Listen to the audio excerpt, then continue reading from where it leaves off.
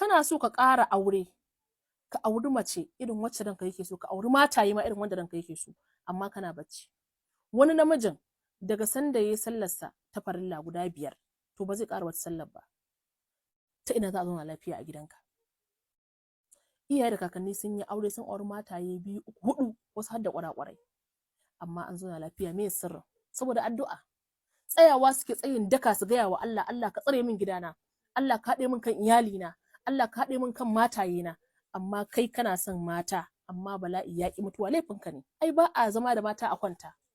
Tunda Annabi ya gaya mana cewa ban ba wata fitina a bayana mafi cutarwa ga mazaje kamar mace ba, amma ka je kana yin bacci. Bayan Annabi ya koya mana addu'a da zamu yi. Rabbana hab lana min azwajina wa zurriyatina qurrata ayunan waj'alna lil muttaqina imama, amma ba ka yi. Ka buɗe baki kana sharar bacci. Sai dai in mata sun haɗo bala'i, sun haɗo masu kanka ya haɗo caji, ka buga boka waya ka ce ai matan nan ba su zaman lafiya, me zai maka? Ai kawai ka tashi da azkar. In kana so gidanka zuwa lafiya to kafe gidanka da roƙon Allah. Kai ta addu'a kana gaya wa Allah, Allah ya maka maganin mata gaba ɗayan su. Su mata in suka haɗu guri ɗaya fitina ne. Ba sai iya matanka na gida ba, kar ka manta. Mahaifiyarka ma mace ce, ƙannanka mace ne, ƴaƴanka mace, matanka mace ne. Su mata in suka haɗu to shedan fa yana gurin.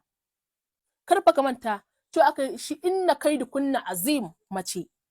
Amma me aka ce akan shedan?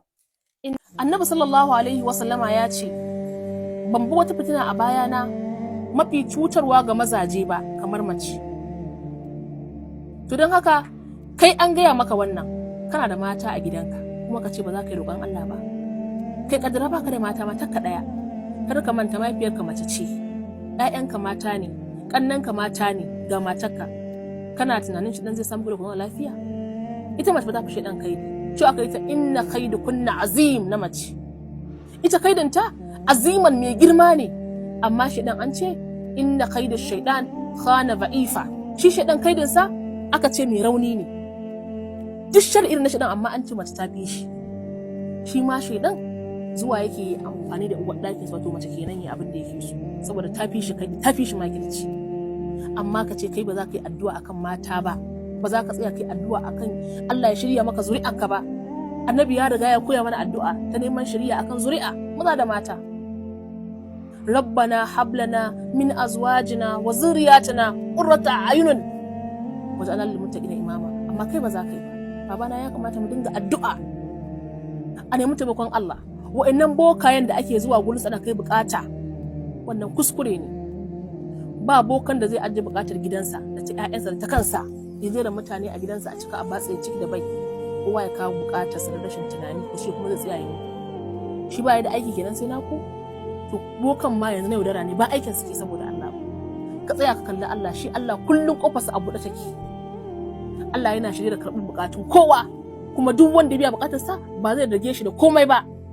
Ka je ka ce amka dan annabi ka gani, wallahi Allah sai maka duk abin da ka sashe maka hawayen. Kuma duk mace in mace duk namiji zai aura, wallahi ba zai samu 100% ba.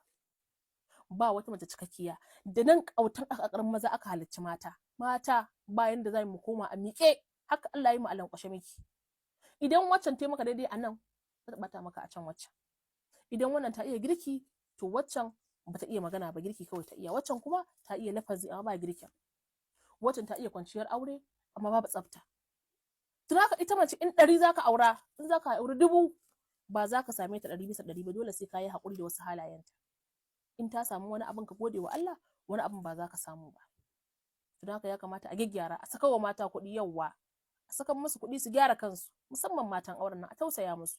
Su ne fa masu tarbiyya, masu renon 'ya'ya, masu muku girki. Su kwana a tashi in baka lafiya ta jinyarka. Akwai 'yan matan da idan baka lafiya wallahi ko da za a ci baka da gata ba mai zuwa a gaban ka. Dan akwai matan da na sani da yawa 'yan mata wanda in suna kula namiji da musu hidima, daga san da ya samu karayar arziki za su daga wayarsa. Matar ka ba ta maka haka ba, sai dai in ba 'yar mutunci ba ce. Duk matar arziki tana ƙara son mijinta ne lokacin da ya samu jarrabawa, ko san da yake fama da lalura. Sannan ana kula da mijin nan a yi masa wanka, daga ajiye. Matar arziki kenan. Ba za ta guje ka ba in baka da lafiya, ko ka shiga lalura baka da kuɗi. Kullum tana tattalinka, tana gaya maka lafazi masu daɗi. Kwantar da hankalinka, insha Allah wannan abin zai wuce, insha Allah wata rana sai labari. Amma macen tsiya, idan mijinta ya samu karayar arziki ta ga alamar kuɗi babu, to fa kenan ta mai da shi dan iska, ba shi da kima, ba shi da mutunci. Duk magana da zama ta babban abin da yafi damun mata a zamantakewar su da mazajen aure shine rashin kulawa, rashin yabawa, rashin nuna tausayi da tattali da nuna cewa ke ce. Ita mace tana son a yaba mata, tana son a kula da ita, tana son a yaba mata, tana so a tausaya mata, a ja ta a jiki. Amma wasu mazan ba su damu da matayensu ba. In ti abu ba za ka yabe ta ba, ba kuma za ka yi mata lafazi mai daɗi ba, ba kuma za ka lallashe ta ba. Musamman mazan Hausawa. Wani namijin magani ke ba zai saka matarsa fuska ba ka ta raina shi. Subhanallahi. Ana cizawa ana busawa an sani. Ba kowane lokaci ake cizawa a haɗe wa mace rai ba, haka mace take ba. Ka saka mata fuska, aminiyarka ce. Ko shawara in ka ɗau shawarar mace tana da mafita fiye da yadda baka tunani. Amma wani namijin sai yana da bukata zai labo gurin mace. Saboda bukatar nan in ta biya kuma shikenan. Wannan kuskure ne. Ya kamata maza ku ji tsoron Allah.